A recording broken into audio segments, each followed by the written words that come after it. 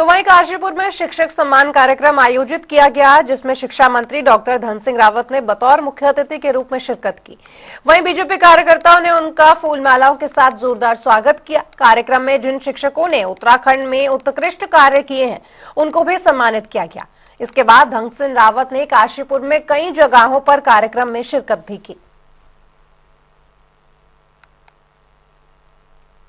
हमारे जिन टीचरों ने बहुत अच्छे परिणाम दिए हैं, जो बच्चों को बहुत अच्छा पढ़ाते हैं, उत्कृष्ट जो टीचर हैं, उन टीचरों को आज यहाँ पे सम्मानित किया जा रहा है। और मेरा सौभाग्य है कि मैं उस कार्यक्रम में सम्मिलित हुआ। पूरे प्रदेश में अब टीचरों की कमी नहीं रहेगी।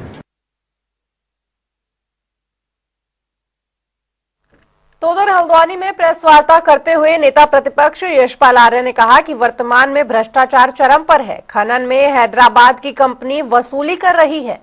स्मार्ट मीटर आहानी के नाम पर दिए जाएंगे। उत्तराखंड को बेचने के लिए सरकार पूरी तरह से तैयार है, लेकिन कांग्रेस सरकार के जन विरोधी नीतियों के खिलाफ जमकर विरोध करने को तैयार है।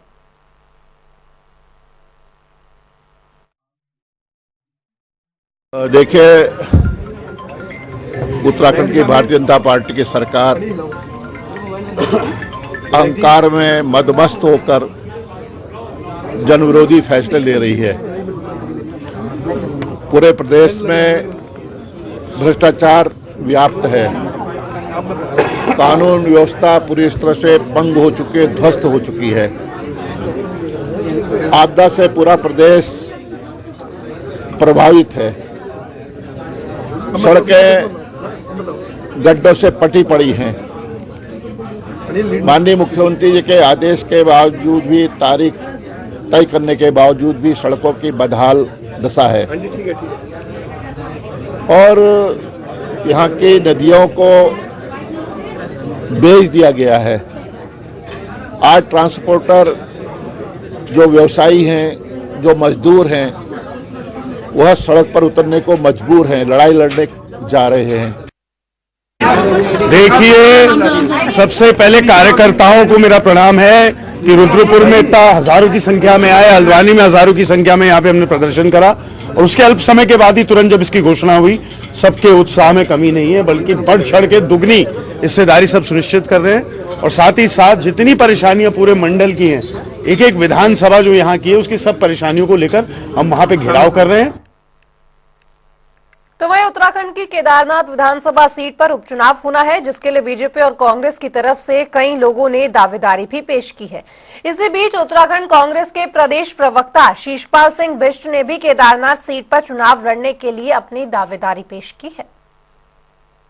कांग्रेस पार्टी का निष्ठावान और कर्मठ कार्यकर्ता हूं। पार्टी ने जो भी जिम्मेदारियां जिस भी समय मुझे दी हैं, मैंने निष्ठापूर्वक उनका निर्वहन किया है। और केदारनाथ विधानसभा क्षेत्र में मेरा भी गांव है। मैं लगातार वहां पर जनता के बीच सक्रिय रहा हूं। सामाजिक और राजनीतिक तौर पर तो जनता में मेरी भी अच्छी पकड़ है और बहुत से मेरे वहां समर्थक चाहते हैं कि मैं केदारनाथ विधानसभा का उपचुनाव लड़ूं। और मैंने अपनी इच्छा से पार्टी को अवगत करा दिया है और मैंने अपनी विधिवत दावेदारी भी प्रस्तुत कर दी है। अगर पार्टी मुझ पर विश्वास करती है और मुझे केदारनाथ विधानसभा से दावेदार बनाती है, तो निश्चित तौर पर पार्टी को मैं वहां जीत दिलाने का काम करूंगा। और अगर पार्टी कोई भी निर्णय लेगी, मैं पार्टी के निर्णय के साथ हूँ।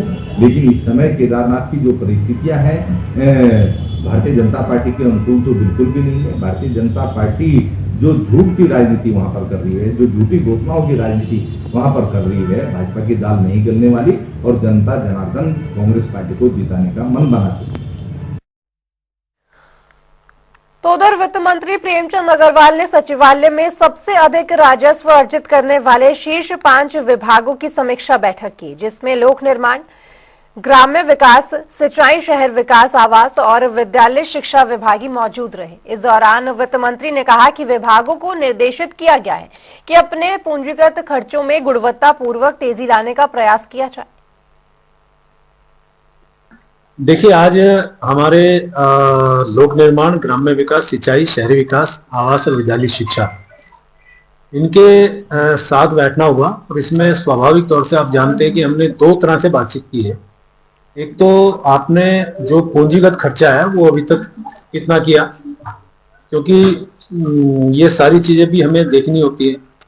लास्ट टाइम हमने ये बैठकें पहले भी की थी, इस बार हम इन सभी विभागों के साथ इकट्ठा हम लोग बैठे हैं और देखने में ये आया कि विभागों का खर्चा जैसा हम अपेक्षा करते थे नहीं हो पाया। और स्वाभाविक है, उसमें कारण भी मुझे ठीक समझ में आ रहे थे कि जैसे हमारे यहाँ चुनाव भी एक कारण रहा, दूसरा बरसात भी इस बार लंबी चली, वो भी एक कारण रहा। लेकिन अब इनको बहुत अच्छे ढंग से उनसे अनुरोध किया गया है, कहा गया है, निर्देशित किया गया है कि अब आप अपने उस काम में तेजी लाएं। और उसके साथ साथ ये भी है कि जहां तेजी लाएं तो वहां गुणवत्ता भी साथ साथ रखें। तो वहीं उत्तराखंड में चल रही चारधाम यात्रा में भारी संख्या में श्रद्धालुओं का आना जारी है, जिसके बाद अब धामी सरकार की तरफ से चारों धामों के कपाट बंद होने की तारीख घोषित की जा चुकी है। जानकारी देते हुए सतपाल महाराज ने क्या कुछ कहा, ये सुनिए। 1 नवंबर को गंगोत्री धाम के कपाट बंद हो रहे हैं, यमुनोत्री के 3 नवंबर को, तुंगनाथ के 4 नवंबर को, बद्रीनाथ धाम के 17 नवंबर को और केदारनाथ धाम के 3 नवंबर को कपाट बंद हो रहे हैं। तो जो भी दर्शनार्थी दर्शन करना चाहें वो पहले पहुंच के दर्शन कर सकते हैं।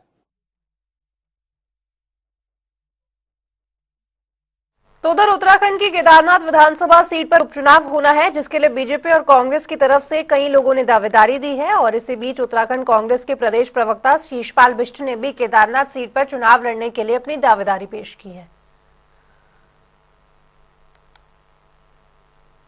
कांग्रेस पार्टी का निष्ठावान और कर्मठ कार्यकर्ता हूं। पार्टी ने जो भी जिम्मेदारियां जिस भी समय मुझे दी हैं, मैंने निष्ठापूर्वक उनका निर्वहन किया है। और केदारनाथ विधानसभा क्षेत्र में मेरा भी गांव है, मैं लगातार वहां पर जनता के बीच सक्रिय रहा हूं। सामाजिक और राजनीतिक तौर पर तो जनता में मेरी भी अच्छी पकड़ है और बहुत से मेरे वहां समर्थक चाहते हैं कि मैं केदारनाथ विधानसभा का उपचुनाव लड़ूं। और मैंने अपनी इच्छा से पार्टी को अवगत करा दिया है और मैंने अपनी विधिवत दावेदारी भी प्रस्तुत कर दी है। अगर पार्टी मुझ पर विश्वास करती है और मुझे केदारनाथ विधानसभा से दावेदार बनाती है तो निश्चित तौर पर पार्टी को मैं वहां जीत दिलाने का काम करूंगा। और अगर पार्टी कोई भी निर्णय लेगी, मैं पार्टी के निर्णय के साथ हूँ। लेकिन इस समय केदारनाथ की जो परिस्थितियां हैं भारतीय जनता पार्टी के अनुकूल तो बिल्कुल भी नहीं है। भारतीय जनता पार्टी जो झूठ की राजनीति वहां पर कर रही है, जो झूठी घोषणाओं की राजनीति वहां पर कर रही है, भाजपा की दाल नहीं गलने वाली और जनता जनार्दन कांग्रेस पार्टी को जिताने का मन बनाती है। पुष्कर सिंह धामी मंत्रिमंडल का जल्द विस्तार किया जा सकता है। 3 से लेकर 4 नए मंत्री भी बनाए जा सकते हैं। वहीं कहा यह भी जा रहा है कि हाईकमान के निर्देश पर फेरबदल जैसा कदम भी उठाया जा सकता है। वहीं रानीखेत से बीजेपी विधायक प्रमोद नैनवाल ने मीडिया से बात करते हुए कहा कि उन्होंने रानीखेत से वर्तमान प्रदेश अध्यक्ष करण मेहरा से शिरकत देने के लिए इस बात पर ध्यान देने के लिए कहा है। राजनीति के क्षेत्र में तो बहुत आभारी हूँ हमारे माननीय मुख्यमंत्री जी का और केंद्रीय नेतृत्व का कि मुझ जैसे एक बहुत सामान्य से परिवार के व्यक्ति को टिकट दिया। और उस जनता का भी आभार व्यक्त करता हूँ कि जिन्होंने इतने बड़े राजनीतिक रसूख वाले व्यक्ति के सामने मुझे जिताया। और अब मेरा पार्टी और संगठन ने जब मुझे इतना सम्मान दिया है, इतना प्यार दिया है, इतना आशीर्वाद दिया है, वो जो भी आदेश मुझे देगी तो मैं उसको सर आंखों पर रख के स्वीकार करूँ। तो वहीं उत्तराखंड विधानसभा की डिजिटलीकरण को लेकर विधानसभा अध्यक्ष ऋतु खंडूरी भूषण ने एक महत्वपूर्ण समीक्षा बैठक का आयोजन किया। ये बैठक राष्ट्रीय ई विधान के अंतर्गत विधानसभा की डिजिटलीकरण प्रक्रिया पर केंद्रित थी, जिसमें उन्होंने अफसरों से डिजिटल ट्रांजिशन की तैयारियों और प्रक्रियाओं पर विस्तृत चर्चा की। वहीं इस बैठक के दौरान ऋतु खंडूरी ने अधिकारियों को दिशा निर्देश भी जारी किए और कहा कि आगामी सत्र को पूर्ण रूप से डिजिटल करने की योजना पर तेजी से कार्य होना चाहिए।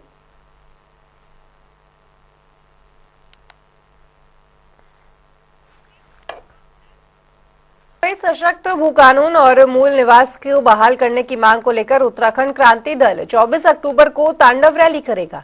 इस दौरान यूकेडी के प्रवक्ता जयप्रकाश उपाध्याय ने कहा कि राज्य निर्माण के 24 साल बाद भी प्रदेशवासियों को उनका हक नहीं मिल पा रहा है। और क्या कुछ कहा, ये सुनिए। देखिए, उत्तराखंड में हम एक तो यूसीसी का विरोध, जो यूसीसी लाने वाली है प्रदेश सरकार, उन्होंने कहा कि 9 नवंबर को हम घोषणा करेंगे।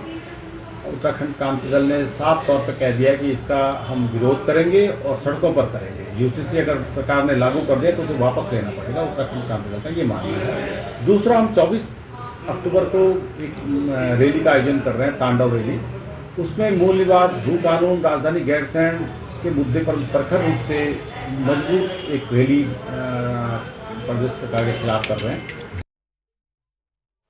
तो उधर हल्द्वानी नगर निगम अब भवन स्वामियों को ऑनलाइन टैक्स भरने की सुविधा देने जा रहा है और इसके लिए नगर निगम हल्द्वानी ने बैंक ऑफ बड़ौदा के साथ एक MOU भी साइन किया है। इसमें एक ऑनलाइन पोर्टल तैयार किया जाएगा जिसके जरिए आम लोग QR कोड के माध्यम से घर बैठे अपने हाउस टैक्स जमा कर सकते हैं और ऑनलाइन जांच भी करा सकते हैं। फ्री ऑफ कॉस्ट एक डैशबोर्ड तैयार किया जा रहा है। आम जनमानस को टैक्स जमा करने में बहुत सुविधा होगी और बैंक ऑफ बड़ौदा के द्वारा बरेली, आगरा और प्रयागराज जैसी बड़ी नगर निगमों में इसको इम्प्लीमेंट किया गया है और वहां पर अच्छे परिणाम देखने को मिले हैं। हमें उम्मीद है कि आने वाले समय में जब हमारा ये पोर्टल लाइव होगा, लोग टैक्स जमा करेंगे तो लोगों को कहीं ना कहीं सुविधा भी होगी, निगम की आय भी बढ़ेगी और उस आय से जो निगम के क्षेत्र अंतर्गत विकास कार्य हैं वो किए जा सकेंगे। तो वहीं छात्र संघ चुनाव की तिथि घोषित नहीं किए जाने से MBPG कॉलेज में छात्रों ने जमकर हंगामा किया। नाराज 3 छात्र नेता प्राचार्य कक्ष के छत में हाथ में ज्वलनशीला पदार्थ लेकर चढ़ गए। सूचना के बाद पुलिस प्रशासन और कॉलेज प्रशासन में हड़कंप मच गया। मौके पर पहुंची पुलिस और प्रशासन की टीम ने किसी तरह से छात्रों को समझा बुझाकर मुश्किल से नीचे उतारा। कुछ छात्र जो हैं उनकी ये कंप्लेंट थी कि अधिसूचना जारी नहीं हुई है अभी इलेक्शन को लेके, तो उसके उपलक्ष्य में वो लोग वैसे तालाबंदी करी गई थी वहाँ पे सभी छत की, उसमें कहीं एक जगह का ताला तोड़ के वो लोग छत पे गए और ये अभी जांच का विषय है कि उसमें क्या था, सब्सटेंस क्या था। इसके अलावा जो कॉलेज की कमेटी है, जो प्रिंसिपल हैं उसमें प्रोक्टर्स हैं, ये लोग उस चीज़ में जाँच कर रहे हैं, इन लोगों को नोटिस दिया जा रहा है। फिलहाल शांति बहाल हो चुकी है।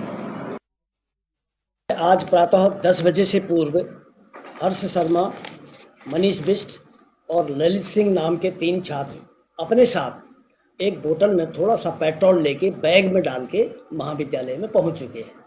जबकि प्राचार्य कक्ष के ऊपर जो छत है उसमें हमने पहले ही LIU और पुलिस प्रशासन की सूचना के अकॉर्डिंग ताला लगा दिया था। इन्होंने ताला तोड़ा और वहां पर अपना ताला जड़ दिया और ये छत में चढ़ गई। तुरंत हमारे पास पुलिस प्रशासन यहाँ पर मौजूद थी, हमारे प्रोक्टोरियल बोर्ड के सभी सदस्य मौजूद थे, उनको समझा बुझाकर नीचे बुला लिया और प्राचार्य कक्ष में उनको बैठाया गया है।